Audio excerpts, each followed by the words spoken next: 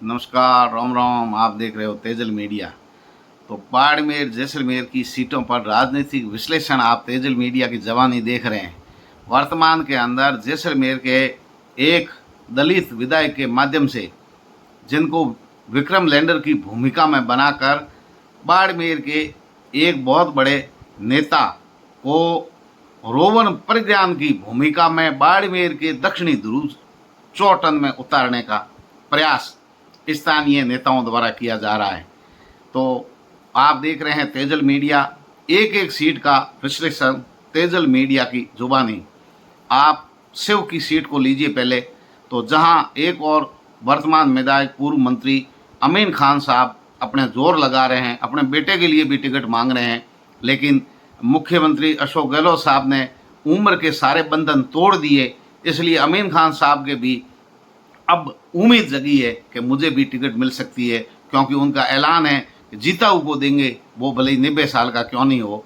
तो वो अपने बेटे शेर मोहम्मद के लिए भी टिकट मांग रहे हैं। लेकिन वहाँ सबसे बड़ा कांग्रेस पार्टी के लिए पेच है, वर्तमान जिला अध्यक्ष कांग्रेस के फतेह मोहम्मद साहब, वो टिकट मांग रहे हैं और हर जगह शक्ति प्रदर्शन कर रहे हैं। युवाओं की टीम भी उनके साथ है। अल्पसंख्यक वोटों के अंदर बंटवारा होने से इस सीट पर कांग्रेस की स्थिति कमजोर पड़ती नजर आ रही है।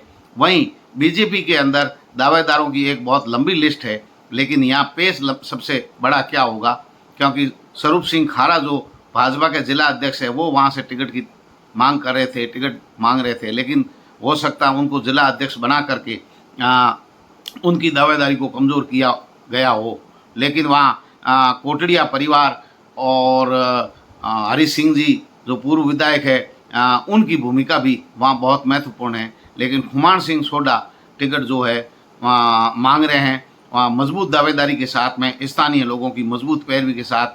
वहीं वर्तमान में पिछले 2 सालों से पूर्व विधायक जालम सिंह जी रावलोत बहुत सक्रिय हैं, सक्रिय भूमिका में हैं, और संघ से पृष्ठभूमि होने के नाते उनकी दावेदारी की स्थिति बहुत मजबूत है। लेकिन इस सीट पर बीजेपी के लिए कांटे का मुकाबला हो सकता है, और इनके जो है राह में, जीत की राह में रोड़ा युवा नेता रविंदर सिंह भाटी हो सकते हैं। वो तैयारी कर सकते हैं, अभी वर्तमान के अंदर तैयारी कर रहे हैं। उन्होंने कोई पार्टी का ऐलान नहीं किया है, लेकिन वो अपनी कर्म भूमि जो है, वो शिव को अपने विधानसभा क्षेत्र को बनाना चाहते हैं। वो अभी किसी पार्टी में नहीं है, लेकिन अभी थोड़े दिनों बाद उन्होंने एक बड़ी रैली वहाँ निकाल रहे हैं, यात्रा निकाल रहे हैं, लोगों से जुड़ रहे हैं। पहले मैराथन का आयोजन किया था, आम लोगों से जुड़ रहे हैं, युवाओं से जुड़ रहे हैं। तो यहाँ स्थिति जो है शिव के अंदर भी कांटे की टक्कर वाली है। बीजेपी के लिए भी रास्ता आसान नहीं है। यहाँ आरएलपी के लिए मजबूत स्तंभ जो था उदयराम जी मेघवाल ने आरएलपी पार्टी छोड़ दी। वहाँ अभी वर्तमान प्रधान जो प्रतिनिधि है चंद्र प्रकाश जी जौनी, वो विधायक की तैयारी कर रहे हैं। हो सकता है वो आरएलपी का दामन थाम ले और आरएलपी मजबूत स्थिति के अंदर वहाँ चुनाव लड़े, या उदयराम जी की घर वापसी हो जाए। ऐसी स्थिति के अंदर और भी देखने को रोचक मुकाबला मिलेगा। अब चलते हैं चौटन की ओर, जहां आपने सुना कि यहाँ विक्रम लैंडर की सहायता से रोवर प्रज्ञान को बाड़मेर के दक्षिणी ध्रुव पर उतारने का प्रयास हो रहा है। बाड़मेर के दलित नेता को शामिल कराने का प्रयास किया जा रहा है। कांग्रेस के नेताओं की पुरजोर कोशिश है कि उदयराम जी मेघवाल दलित नेता कांग्रेस ज्वाइन करे, ताकि बायतू चौटन शिव और बाड़मेर पर दलित वोटों को साधा जा सके। ऐसा प्रयास जो है ऊपरी स्तर पर चल रहा है। ये अंदर खाने खबर है, इसकी अपुष्ट खबर है, अंदर खाने हैं, लेकिन प्रयास ऐसे चल रहे हैं।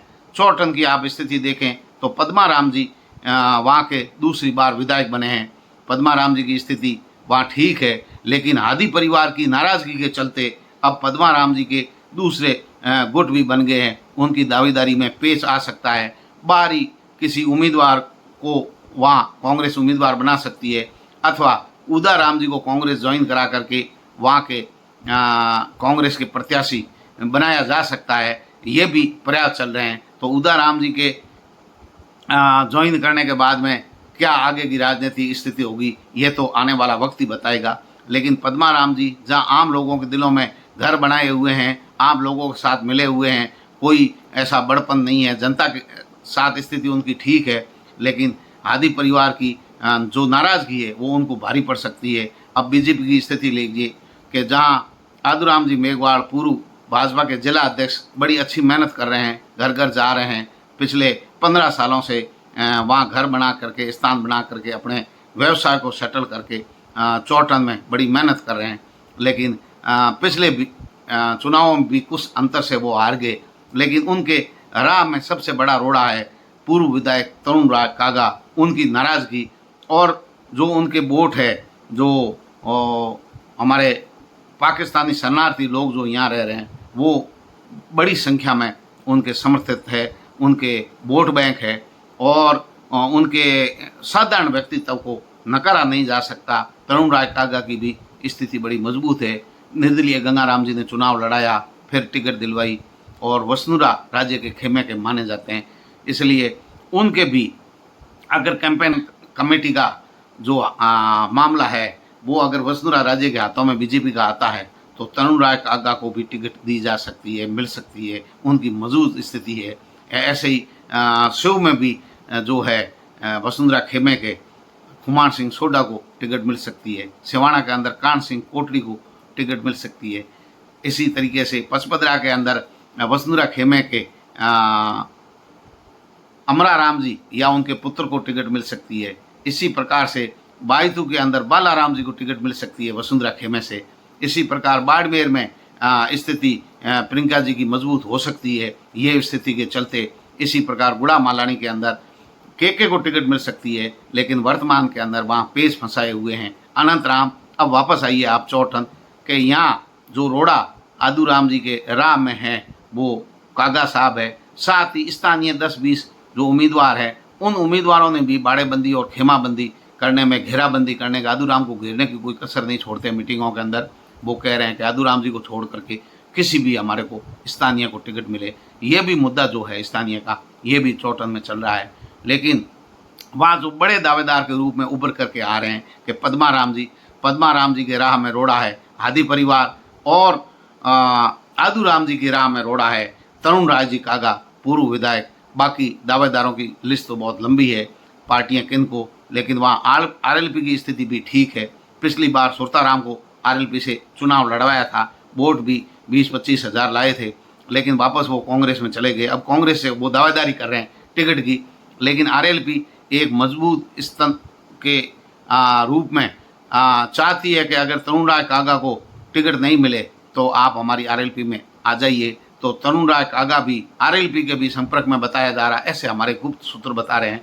हो सकता है बड़ा उल्ट फेर वही चौठन में हो जाए।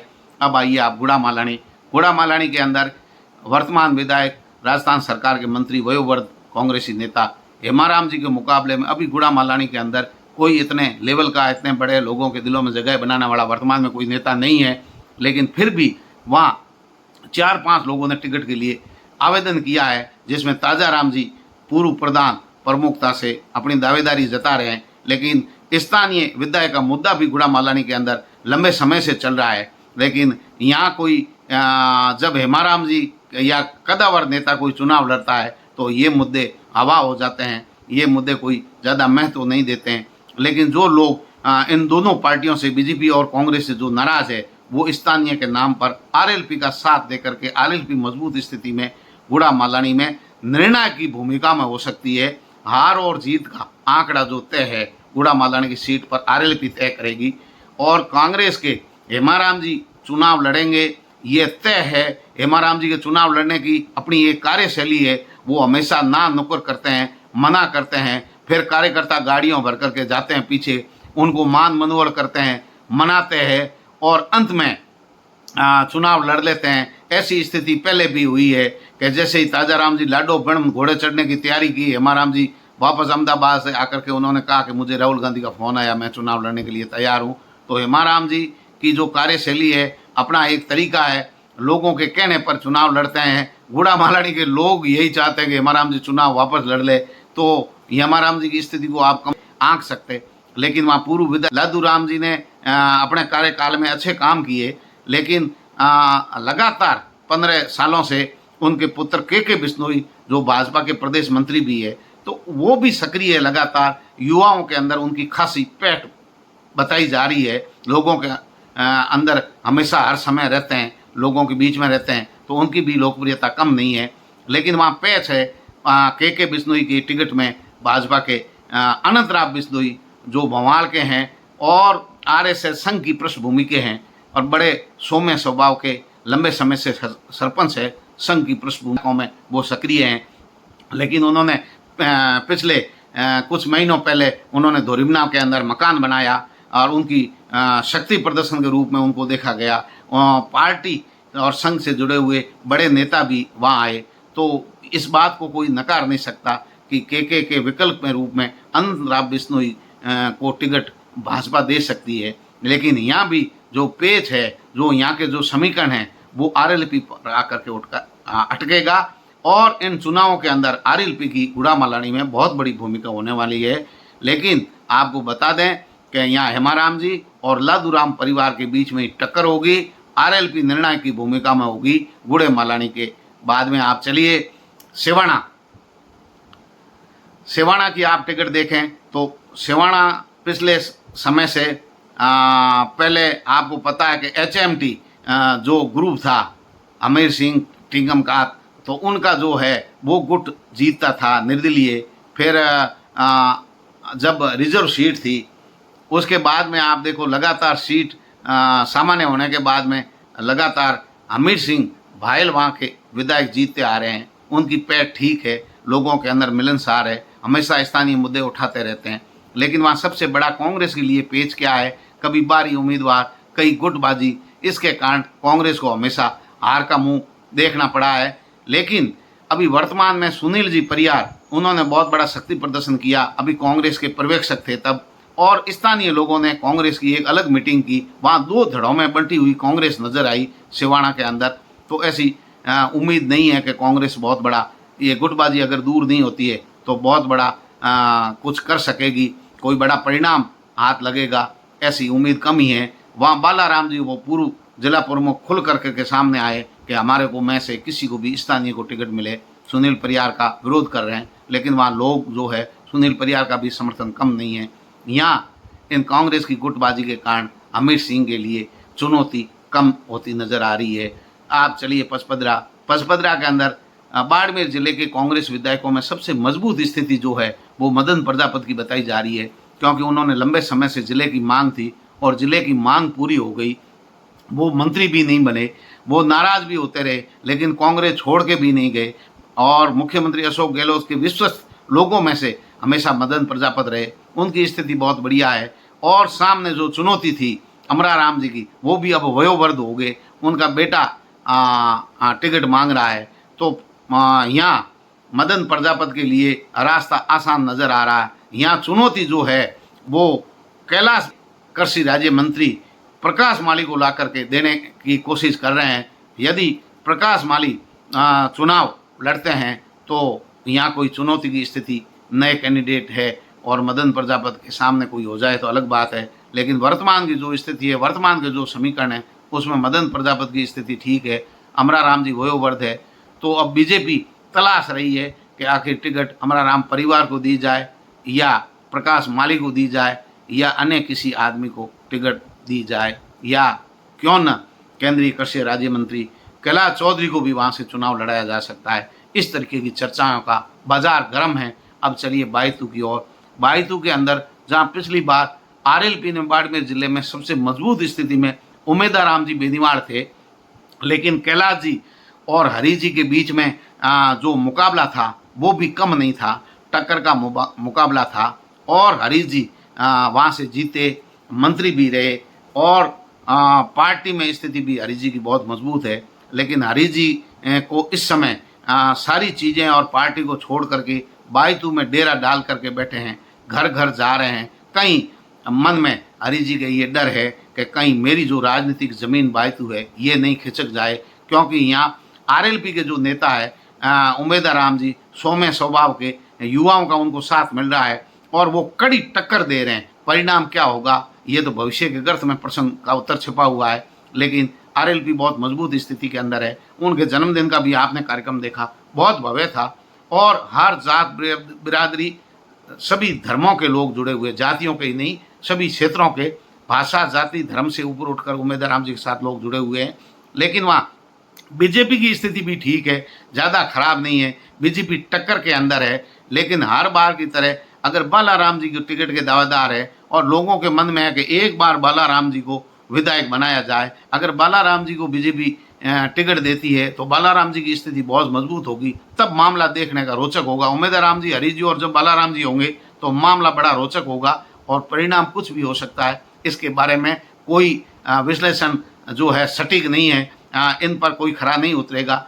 लेकिन स्थिति ऐसी है कि जब भी चुनाव आते हैं उन चुनावों के अंदर बालाराम जी की टिकट कहीं न कहीं कट जाती है और वो नाराज़गी होते हैं, वो कोप भाजन में चले जाते हैं और उसका खामियाजा पिछले कई बार बीजेपी के स्थानीय स्तर पर उठाना पड़ा है। वो भले पंचायती राज चुनाव हो, पिछला हो, पहली बार टिकट जब कैलाश जी को मिली तभी के उनके बयान चर्चाओं में रहे हैं, तो हमेशा ऐसी स्थिति रही है। लेकिन वर्तमान में बायतू जो राजनीतिक रूप से बहुत सक्रिय है, राजनीतिक रूप से मैच्योर है और अब जो स्थिति है वो उस स्थिति को आप कमतर नहीं मान सकते। अब उनकी नज़र सबकी है पाटौदी क्षेत्र के, गेड़ा क्षेत्र के अल्पसंख्यक वोटों पर, जहाँ हरीश जी और उमेदवार राम जी की बराबर नज़र है, बराबर कार्यक्रमों में जा रहे हैं, उनको सोशल मीडिया पर आप वीडियो देख रहे हैं और उनका समर्थन देख रहे हैं, तो बड़ा मामला रोचक होगा, बड़ा टक्कर का होगा। लेकिन बायतू के अंदर तगाराम जी परिवार को भी कम आंका नहीं जा सकता, क्योंकि तगाराम जी बाड़मेर सहित पहले विधायक रहे बीजेपी के, जब बाड़मेर साथ में था, बाड़मेर और बायतू उस समय, तो उनके परिवार का भी कमतर आंका नहीं जा सकता है। और ऐसे हजारों दावेदार है, दावेदारों में कई लोग और भी है जो नए लोग हैं, उन लोगों के भी इस लिस्ट के अंदर है। लेकिन बीजेपी अंतिम दाव किस पर खेलती है, क्योंकि पिछली बार भी किशोर सिंह कानौड़ ने निर्दलीय चुनाव लड़ा, 15-20 हज़ार वो वोट लाए थे और स्थिति चतुर्कोणीय हो गई थी। और जो वोट था किशोर सिंह कानौड़ का, वो वोट अब किस ओर शिफ्ट होता है, किन के साथ जाता है। और वर्तमान के अंदर उदाराम की भी सक्रियता बायदू में बराबर है, तो दलित वोटों को भी साधने का प्रयास पार्टियां जो है, मतलब विशेष करके कांग्रेस पार्टी लगातार कर रही है। अमरा राम जी के पुत्र जो सारण के हैं वो भी मैदान में हैं और लगातार मेहनत कर रहे हैं। तो कुल मिलाकर के काफ़ी लोग जो है इसमें, लेकिन कांग्रेस पार्टी में आपने वीडियो पर सुना कि प्रभा चौधरी जो है वो राजस्थान यूनिवर्सिटी की पूर्व अध्यक्ष रही है, उन्होंने भी ताल ठोक दी है चुनावी वर्ष को देख करके। उनके बयान और उनके सोशल मीडिया पर चर्चा रही कि उन लोगों ने काफ़ी बयान दिए और उन्होंने आवेदन किया था, तो उनका आरोप था कि ब्लॉक कांग्रेस कमेटी ने उनके आवेदन नहीं लिए गए। बाड़मेर में जब पर्यवेक्षक आए उनके सामने उन्होंने आवेदन प्रस्तुत किया था, तो वो भी यहाँ स्थानीय स्तर बायतू की पुत्र वधू है। और पावड़ा परिवार जो है, लालचंद जी और मूलाराम जी, वो भी बहुत सक्रिय हैं। बायतू के लोग जो मुरमों पर रह रहे हैं, जैसलमेर पर रह रहे हैं, जैसलमेर में उन लोगों की उन्होंने विशेष सेवा की है। तो पावड़ा परिवार जो जैसलमेर है वो भी कम नहीं है, बहुत ताकतवर है। और यहाँ स्थानीय स्तर पर जो ससुराल पक्ष है प्रभा चौधरी का, तो एडवोकेट करनाराम जी के परिवार की पुत्रवधू है। तो ये करनाराम जी का परिवार भी जाट समाज के अंदर बहुत ही सौम्य, सभ्य और पढ़ा लिखा परिवार है। इस परिवार की भी पैठ कम नहीं है। तो ये भी मामला अगर कांग्रेस के लिए चुनौती भरा हो सकता है। प्रभा चौधरी की नाराजगी भी कांग्रेस के लिए भारी पड़ सकती है। इस तरीके से कांग्रेस में हरीश जी के लिए सब कुछ ठीक तब होगा जब प्रभा चौधरी और अन्य दावेदार शांत रहे, साथ में रहे और एकजुटता का परिचय दे। जिला प्रमुख साहब भी बायतू क्षेत्र के हैं, वो भी हरीश जी के खास आदमी हैं, वो भी ताल ठोक सकते हैं। अभी कोई अंतिम निर्णय नहीं है, टिकटों का बंटवारा है। अब आप आ जाइए बाड़मेर पर। तो बाड़मेर के अंदर आप देख लीजिए कि बाड़मेर के अंदर 3 बार के विधायक मेवाराम जी का कांग्रेस संगठन के अंदर कोई मुकाबला नहीं है। 36 कौम में, सभी धर्मों में उनकी अच्छी पकड़ है। लेकिन आज़ाद सिंह ने ताल ठोक दी है लंबे समय से, तो अन्य दावेदार भी है, नरेश देव सांड ने भी टिकट का आवेदन किया है, तो कई लोग जो है टिकट मांग रहे हैं। लेकिन यहाँ की स्थिति हमेशा ही रही है कि तीसरा खड़ा होता है। कि पहली बार जब मेवाराम जी खड़े हुए तो मर्दू रेखा जी खड़े थे, मर्दू रेखा जी, और दूसरी बार जब मेवाराम जी खड़े हुए, प्रियंका जी को टिकट मिली तो मर्दू रेखा जी निर्दलीय खड़े हो गए, और फिर प्रियंका जी को काटा करके कर्नल साहब खड़े हो गए। तो बाड़मेर की स्थिति, यहाँ के स्थानीय विधायक मेवाराम जी 3 बार के विधायक है, यहाँ की स्थिति मेवाराम जी की मजबूत स्थिति में है। लेकिन आज़ाद सिंह जी ने यहाँ ताल ठोक दी है, नरेश देव सांड भी टिकट मांग रहे हैं, तो आज़ाद सिंह जी की स्थिति भी मजबूत है। लेकिन मेवाराम जी वेट एंड वॉच की स्थिति में देख रहे हैं कि जो मतदाता राजपूत समाज के जो नाराज है वो आज़ाद सिंह के साथ कितने जाते हैं, मेरे साथ कितने रह रहे हैं। मेवाराम जी राजनीति के माहिर मंजे हुए खिलाड़ी है, तो वो हर जाति के लोगों को, एक आदमी नाराज होता तो उस जाति के 3 नए नेता पैदा करके अपने साथ रख करके समीकरण को साधते हैं। तो मेवाराम जी की जीत का सबसे बड़ा राज जो है यहाँ के बीजेपी के संगठन का बिखराव, क्योंकि बीजेपी मूल रूप से शहरी वोटर जो है वो बीजेपी का मूल वोट माना जाता है। ये वोटर जो है शहर में ज़्यादातर उद्योगपति है, कर्मचारी है, कृषि मंडी के लोग हैं, व्यापारी लोग हैं, या लोग बाहर जा रहे हैं। ये जो लोग हैं ये लोग हमेशा मेवाराम जी के समर्थक रहे हैं, क्योंकि मेवाराम जी ने कभी आरएसएस के, संघ के किसी लोगों को उन्होंने छेड़ा नहीं। तो बाजार का जो मूल वोट बैंक है बीजेपी का, मूल वोट बैंक बीजेपी का, वो हमेशा मेवाराम जी के साथ रहा है। उन मूल वोट बैंक को मेवाराम जी से किसी प्रकार की कोई आपत्ति नहीं है, और मेवाराम जी ने सभी जातियों को साधने के लिए हर जाति में अपने नेता पैदा किए, अपने लोगों की मदद की, और उसके धड़े का ताकतवर नेता नहीं आ रहा था तो उन्होंने कमजोर नेता की मदद करके उनको ताकतवर बनाया, अपने साथ जोड़ा, और इस तरीके से पैठ कायम की। तो यहाँ मेवाराम जी की जीत का सबसे बड़ा कारण है बीजेपी के संगठन में बिखराव, बीजेपी की एकजुटता नहीं। जब भी टिकट किसी को मिली है तो नाराजगी होती है। भले ही पहली बार गंगाराम परिवार की टिकट कटा करके मर्दू रेखा जी को टिकट मिल गई, लेकिन गंगाराम जी परिवार की, गंगाराम जी की नाराजगी जो है वो मर्दू रेखा के लिए भारी पड़ी, और मेवाराम जी के जीतने के सारी रास्ते हैं जो आसान कर लिए। अगली बार जब प्रियंका को टिकट मिली तो मर्दू रेखा जी निर्दलीय खड़े हो गए, और मर्दू रेखा जी ने लगभग 20,000 वोट ला करके प्रियंका की के जीत में राह का रोड़ा बन गए, उनको जीतने नहीं दिया। ये सिलसिला अगली बार जब प्रियंका जी ने मेहनत करके 15 साल बाद वापस टिकट मांगी तो कर्नल सोनाराम चौधरी चुनाव लड़ गए, और मेवाराम जी के लिए और रास्ता आसान हो गया। क्योंकि जिस तरीके से कर्नल साहब बयान देते हैं, कर्नल साहब का जो व्यवहार लोगों के प्रति रहता है, तो उन्होंने 35+1 तो करवा ही दिया, लेकिन 35+1 एक कौम को भी वो साथ में नहीं रख सके, और बड़ी संख्या में जाट वोट बैंक है वो मेवाराम जी के साथ जुड़ गया, और मेवाराम जी एक बार फिर जीत गए।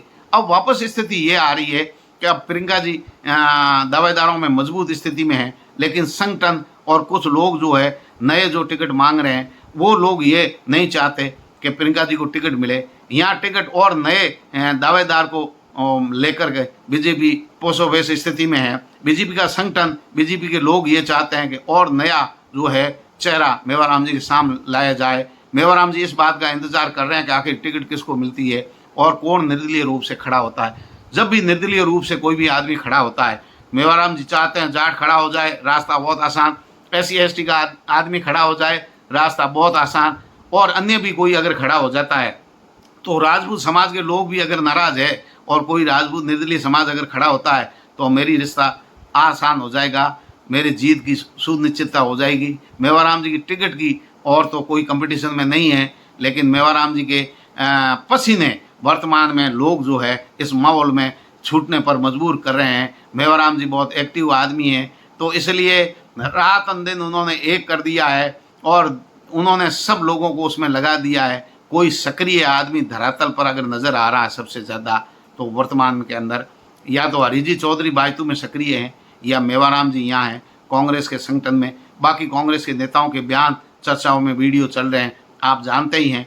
मैं उम्मीद करता हूँ कि अगर नया चेहरा यहाँ आता है तो कांटे की टक्कर होगी, मेवाराम जी को टक्कर देने वाला भी कोई आएगा। बाड़मेर की शहर की जो स्थिति है वो भी बीजेपी की मजबूत होगी और मेवाराम जी को कोई टक्कर देगा नहीं। तो वर्तमान स्थितियों के अनुसार तो मेवाराम जी की जीत तय नज़र आ रही है। ये तेजल मीडिया का विश्लेषण था। आने वाले समय में अभी पार्टियां बदलने का दौर चलेगा। आरएलपी की स्थिति को आप भी कम तर नहीं आके, क्योंकि आरएलपी सभी सीटों पर चुनाव लड़ेगी और बाड़मेर के अंदर जिनको टिकट नहीं मिलने वाली है वो बहुत बड़ा चेहरा आरएलपी ज्वाइन करके आरएलपी से टिकट का दावेदार होगा। उस स्थिति के अंदर बाड़मेर की मुख्यालय सीट पर आरएलपी की स्थिति बहुत मजबूत होने वाली है और आरएलपी जो बीजेपी और कांग्रेस से जो लोग दावेदार है, जो टिकट मांग रहे हैं, वो सभी आरएलपी के सुप्रीमो हनुमान जी बेनीवाल के संपर्क में है कि कब जो बीजेपी और कांग्रेस है वो टिकट नहीं दे और कब हनुमान जी की शरण में जाएं, वहां से आशीर्वाद प्राप्त करें, क्योंकि उनके पास एक यूथ का वोट बैंक है, वो एकदम नपा तुला वोट है, एक ही आदमी के कहने में वोट है और वहाँ कोई वोटों में विखंडन नहीं है, कोई टूट नहीं है, कोई बिखराव नहीं है कि हनुमान जी के वोट एक साथ मिलेंगे। ये उदाहरण आपने पिछली बार देख लिया कि उदाराम जी मेघवाल ने शिव से चुनाव लड़ा और हनुमान जी की सेना ने उदाराम जी को कितने वोट दिए, या उमेदराम जी किस स्थिति के अंदर है। तो बीजेपी और कांग्रेस के लिए चुनौती आने वाले चुनावों के अंदर आरएलपी पेश करने वाली है और बहुत बड़े नेता बीजेपी और कांग्रेस से टिकट नहीं मिलने वाले आरएलपी को ज्वाइन करके आरएलपी की चुनाव लड़ने के फिराक के अंदर है। साथ ही दलित वोटों को साधने के लिए विक्रम लैंडर की जो है लैंडिंग कराने के लिए प्रयास है और उनकी कभी भी रोवर प्रज्ञान के माध्यम से विक्रम लैंडर की लैंडिंग, सॉफ्ट लैंडिंग 4 टन में हो सकती है। एक बार मैं पुनः कह रहा हूं कि दलित वोटों को साधने के लिए कभी भी रोवर प्रज्ञान की विक्रम लैंडर की सहायता से सॉफ्ट लैंडिंग 4 टन के दक्षिणी ध्रुव पर कभी भी हो सकती है। तेजल मीडिया की ओर से राम राम साहब।